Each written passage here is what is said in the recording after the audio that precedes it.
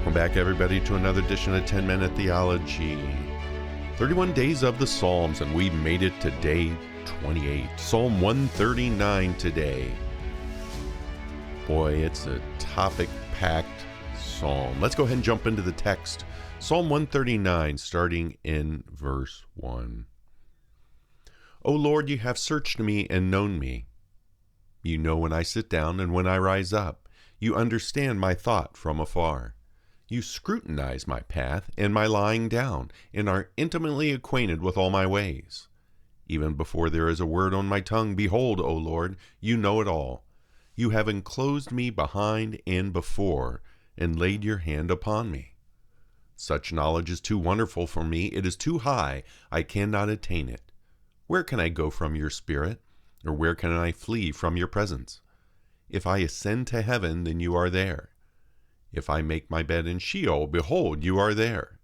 If I take the wings of the dawn, if I dwell in the remotest parts of the sea, even there your hand will lead me, and your right hand will lay hold of me.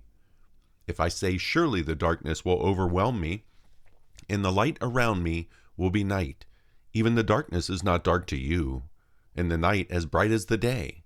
The darkness and the light are alike to you. For you formed my inward parts. You wove me in my mother's womb. I will give thanks to you, for I am fearfully and wonderfully made.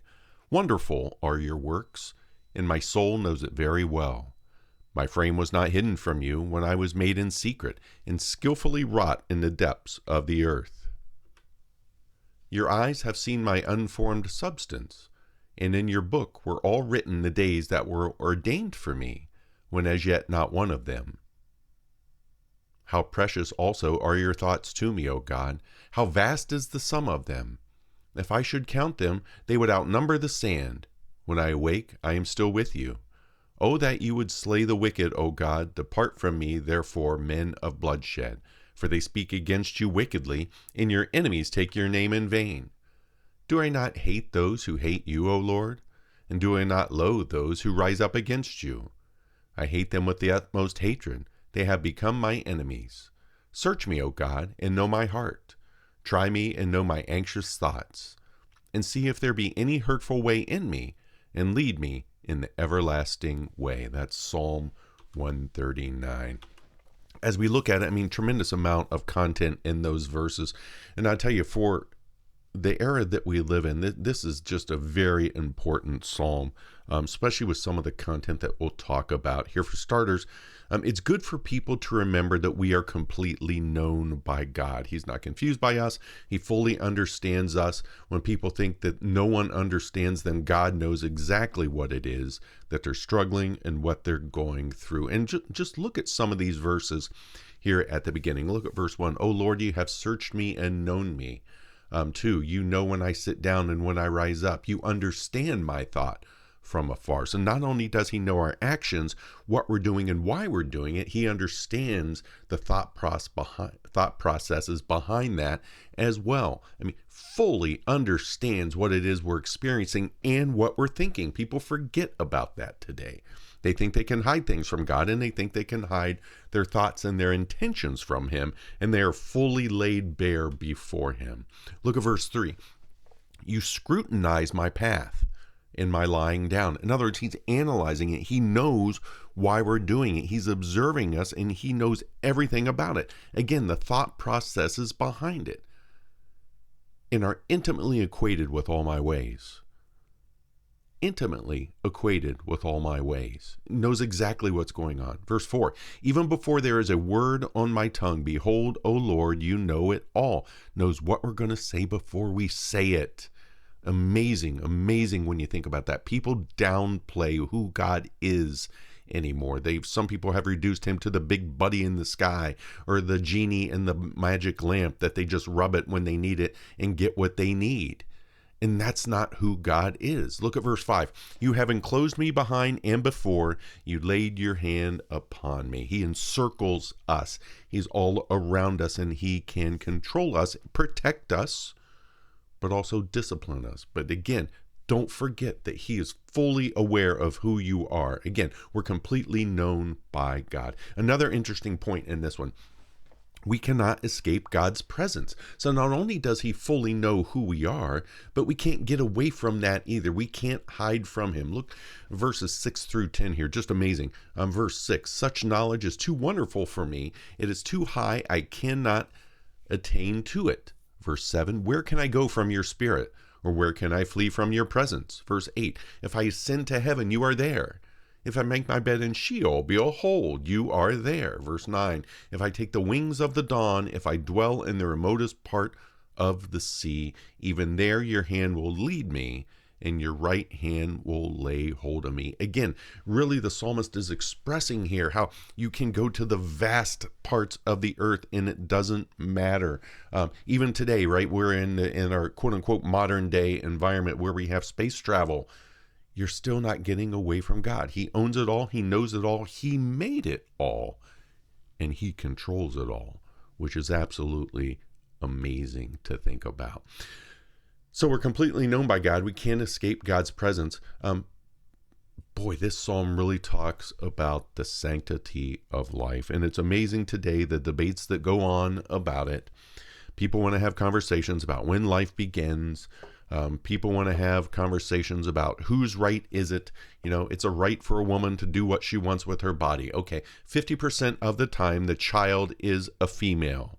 What about the rights of the unborn female? Isn't that interesting? Let's look at some verses here in Psalm 139. For you formed my inward parts. You wove me in my mother's womb. I will give thanks to you, for I am fearfully and wonderfully made. Wonderful are all your works, and my soul knows it very well. My frame was not hidden from you when I was made in secret, and skillfully wrought in the depths of the earth. Your eyes have seen my unformed substance, and in your book were all written the days that were ordained for me, when as yet there was not one of them. How precious also are your thoughts to me, O God, how vast is the sum of them. That should be our response to God. His thoughts should be precious to us. You know, and you see my highlighted point here. It's shocking that so many churches today want to ignore the subject of the sanctity of life. And I've done a lot of thinking about that because, you know, I know a lot that just absolutely ignore it. I know some that don't. We'll spend time on it, especially in Sanctity of Life Sunday, which occurs in January each year. But it's amazing to me how they just want to pretend it's not there. They won't even mention it. There's no table set up with any literature at all regarding it. If people don't hear it from the church, who do we think that they're going to hear it from in today's society? And that goes with all aspects of moral living. Isn't that interesting? And as I thought about this, I'm like, why is it that they're doing this? Well, I know some people want to avoid politics. They don't think that, you know, politics should be anywhere involved in the church.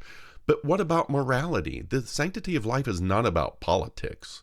It's about a moral decision, a moral choice, a godly decision, and a godly choice. How come it's not being discussed? Do we think that by being quiet or silent about it in the churches that it's just going to magically go away and people will believe the proper thing? It's in God's word. If it's in God's word, why is it not being proclaimed? So one is to avoid politics, and they vastly cover it up and hide behind that curtain, in my opinion. Another one, which I think is a cancer that's really invading the churches today, is they want to avoid offending others. Why? The goal is not to offend other people. The goal is to proclaim God's word in a debased and morally corrupt society, which, by the way, Christians have existed in morally corrupt societies since the first century church. It's nothing new and nothing has changed.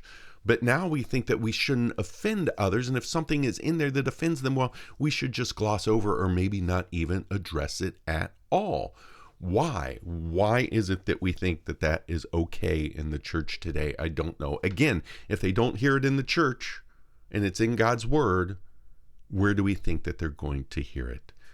Another cancer that's really, and fortunately this seems to be waning a little bit in some churches, but others are definitely embracing it, which is frightening, is the seeker-friendly movement.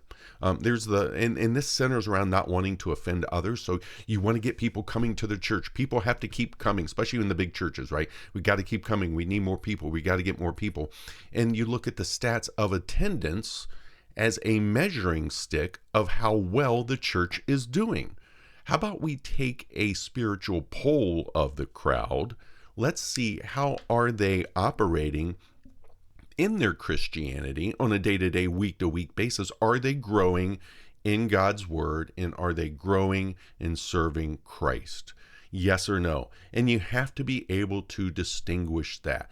Just because a certain number of people are coming doesn't mean that you're doing the right thing in a church. In fact, you can make the argument today that if your numbers are growing, that your church could be doing the wrong thing, because people are not coming to be offended, as some people fear, but they're coming to, hey, we want to hear a nice, happy, feel good about ourselves message. Maybe that we'll hear the gospel message, and that's fine, but don't approach me with any other thing or any way in which I am living, because I want to live my own way and whatever I want to do, and I'll come to the church that I want. So that's another thing to consider with the whole seeker-friendly movement. And by the way, go to the New Testament, and it clearly states there are none that seek after God. No, not one. There are none who do good. No, not one. So why is it that some pastors today continue to operate under the premise of a seeker-friendly church? I have no idea. How about the woman who was caught in adultery? What did Christ say to her at the end?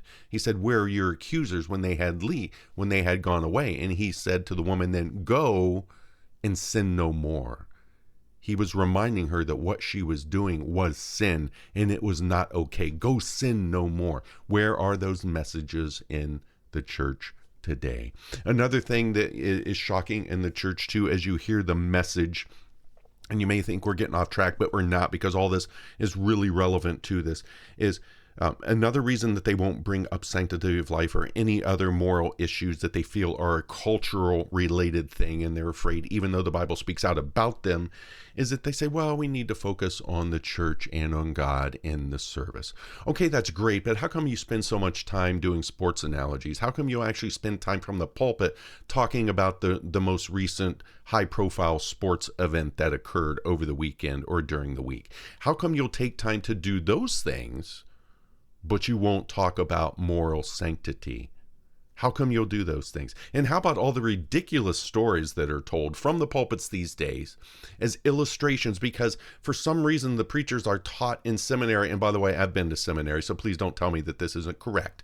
How come they spend so much time thinking that they have to explain such simple concepts to people with an illustration, and waste time in the service with illustration after illustration after illustration? By the way, I've heard very godly men do this, and I'm not saying it's an ungodly thing, but I'm saying, how much time are you spending in your message exegeting the text versus telling ridiculous stories that you think are relevant to it?